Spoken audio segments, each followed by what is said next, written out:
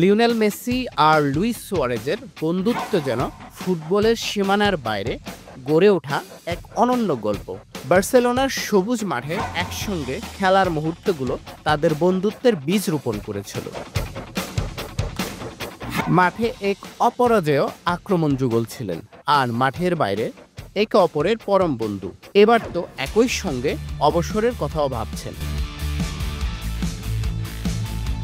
তাদের অবিচ্ছেদ্য বন্ধুত্বে সময়ের পরিক্রমায় পরিবার সন্তানেরাও জড়িয়ে যায়। অনুশীলনে খুনসুটি, অবসরে আড্ডাবাজি কিংবা পরিবারের সদস্যদের নিয়ে একই জায়গায় সময় কাটানো, সবকিছুতেই পাশাপাশি তারা। অবশ্য আর্জেন্টাইন মহাতারকা বার্সা ছেড়ে যাওয়ার পরও তাদের সুসম্পর্কে দূরত্ব বাড়েনি, বরং কালের বিবর্তনে তা আরও পরিণত হয়েছে।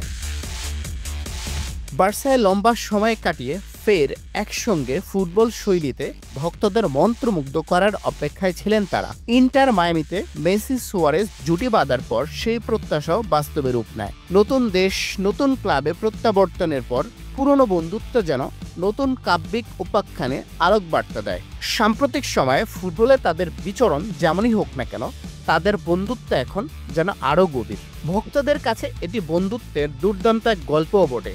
তাদের প্রণয় প্রহেলিকায় ভিন্ন মাত্রা যোগ করতেই মেসির সঙ্গে অবসরের কথা ভাবছেন সুয়ারেজ। সম্প্রতি মায়ামির এই ফরওয়ার্ড জানিয়েছেন মেসির সঙ্গেই ক্যারিয়ার শেষ করতে চান। তিনি এও বলেছেন, অবশ্য ভবিষ্যৎ সিদ্ধান্ত একে অপরের উপর নির্ভর করছে না। এদিকে চলতি বছরের ডিসেম্বরেই মায়ামির সঙ্গে মেসি ও সুয়ারেজের চুক্তি শেষ হবে।